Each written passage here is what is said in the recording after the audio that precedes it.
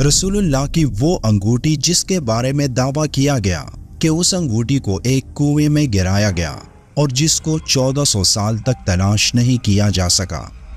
कई रिवायात में है कि रसूलुल्लाह सल्लल्लाहु अलैहि वसल्लम की वफात के बाद उनकी उंगली से एक अंगूठी को निकाला गया, लेकिन वो अंगूठी फिर कहीं गायब हो गई और अपने पीछे कई राज छोड़ गई। सैकड़ों सालों से इसके बारे में कई लोग काफी कुछ लिख चुके हैं, लेकिन इसकी हकीकत क्या है? क्या वाकई ऐसी कोई अंगूठी थी, और अगर थी तो आज वो कहां पर है? जाइएगा मत, क्योंकि आगे की सच्चाई जानकर आपके होश उड़ जाएंगे। अब्बासीनिया के बादशाह नजाशी ने रसूलुल्लाह सल्लल्लाहु अलैहि वसल्लम को एक कीमती सोने की अंगूठी तोहफे में दी थी। रिवायात में आता है कि रसूलुल्लाह ने वो अंगूठी सिर्फ एक दिन के लिए पहनी थी और फिर उतारकर सहाबा को देकर फरमाया कि इसके बाद वो कभी भी ऐसी अंगूठी नहीं पहनेंगे, क्योंकि सोने के ज़ेवरात एक आदमी के लिए इस्तेमाल करना जायज़ नहीं। लेकिन इस वाक़े से ये साबित नहीं कि रसूलुल्लाह ने कभी कोई अंगूठी नहीं पहनी, बल्कि एक रिवायत में ऐसी अंगूठी का जिक्र मिलता है जिसके बारे में दावा किया गया कि रसूलुल्लाह ने वो अंगूठी कभी भी नहीं उतारी थी। रसूलुल्लाह के दौर में हुक्मरान डॉक्यूमेंट्स की तस्दीक के लिए एक मोहर का इस्तेमाल करते थे।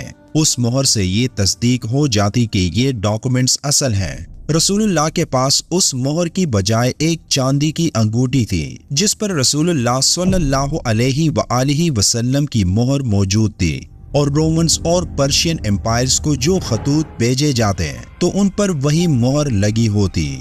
वो अंगूठी कोई आम अंगूठी नहीं थी, बल्कि उस अंगूठी को रसूलुल्लाह की फरमाइश पर मदीना के एक आर्टिस्ट हमदुल्लाह ने इंतहाई महारत से बनाई थी।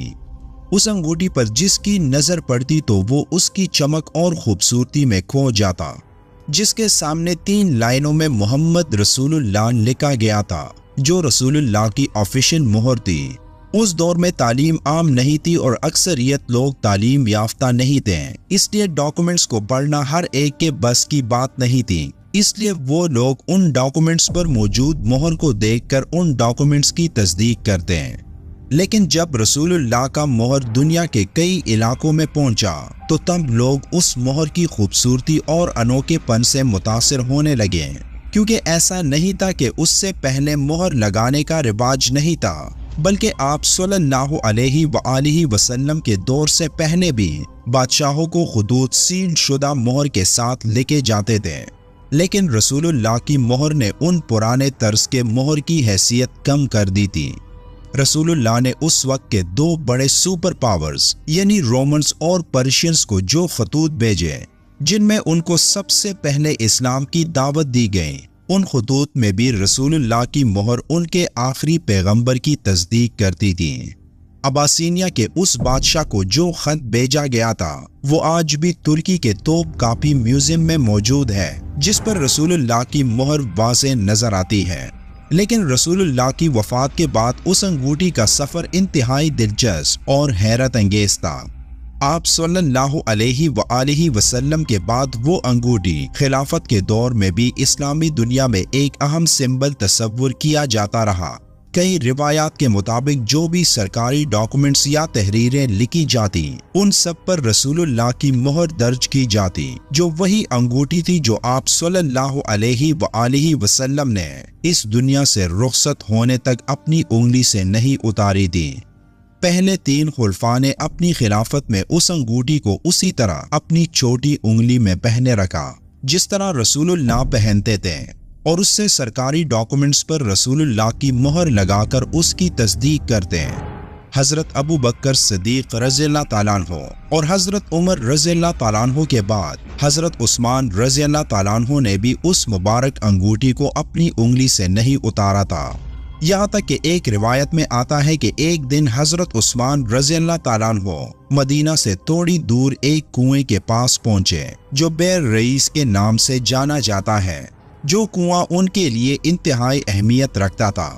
कहा जाता है कि एक बार रसूलुल्लाह सल्लल्लाहु अलैहि वसल्लम हजरत अबू बकर, हजरत उमर और हजरत उस्मान रज़ियल्लाहु ताला अन्हु के साथ इसी कुएं के पास तशरीफ लाए और यहाँ उनको जन्नत की खुशखबरी सुनाई। जिसके बाद हजरत उस्मान रज़ियल्लाहु ताला अन्हु भी अक्सर उस कुएं के पास बैठकर सोचो फिक्र करते हैं और अल्लाह से इस्लाम की सरबुलंदी और मुसलमानों की कामयाबी की दुआ फरमाते हैं। एक दफा जब वो वहां तशरीफ फरमाते तो उस अंगूठी को अपनी उंगली से निकालकर उसे अपनी 2 उंगलियों में घुमाकर किसी गहरी सोच में डूबे दें कि अचानक वो अंगूठी उनके हाथ से छूटकर कुएं में गिर गई। 3 दिन तक उस कुएं में उस अंगूठी को तलाश किया गया, लेकिन हर बार नाकामी हुई। कहा जाता है कि वो कुआं खुश्क हो चुका था, लेकिन उस अंगूठी के गिरने के बाद उस कुएं में अचानक बहुत ज्यादा पानी भरना शुरू हुआ।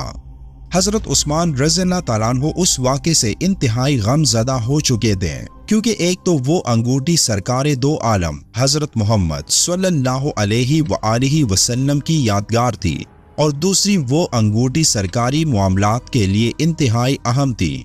इसलिए आप रज़ियल्लाहु ताला अन्हु ने उसके फौरन बाद उस जैसी एक और अंगूठी बनवाई। कई तारीखी रिकॉर्ड्स के मुताबिक उसके बाद हजरत उस्मान रज़ियल्लाहु ताला अन्हु के नाम पर कई ऐसे जाली खतूत लिखे गए जिन पर उसी तरह मोहर का इस्तेमाल होता और जिन खतूत का मकसद इस्लाम के खिलाफ साजिशें करना थी।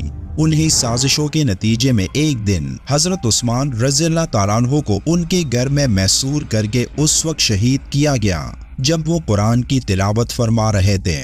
पिछले 1400 साल से मुख्तलिफ लोग रसूलुल्लाह की उस अंगूठी की तलाश में यहाँ आ चुके हैं, जिनका मानना था कि वो अंगूठी आज भी इस कुएं में मौजूद है जिसे ढूंढने की जरूरत है। कई लोगों के मुताबिक जो भी इस अंगूठी को हासिल कर लेगा उसे अल्लाह जन्नत की बशारत और रूहानी उलूम से नवाजेगा। यही वजह है कि दुनिया के मशहूर माहिरीन आसार कदीमा और ट्रेजर हंटर्स सालों से इस अंगूठी की तलाश में यहाँ आ चुके हैं, लेकिन अभी तक इस अंगूठी को कोई तलाश नहीं कर सका। कई लोगों का ये भी मानना है कि ऐसी कोई अंगूठी नहीं थी और ये वाक़यात सिर्फ लोगों में सनसनी पैदा करने के लिए बनाए गए।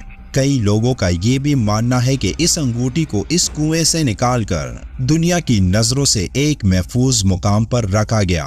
कई लोग ये भी मानते हैं कि वो अंगूठी खिलाफत उस्मानिया के कई सुल्तानों के पास से होती हुई इस्लामी खिलाफत के आखिरी खलीफा सुल्तान अब्दुल हमीद के पास पहुंची थी, जिन्होंने उस अंगूठी को एक खुफिया मुकाम पर मुंतकिल किया था, जिसकी लोकेशन आज तक किसी को नहीं मालूम।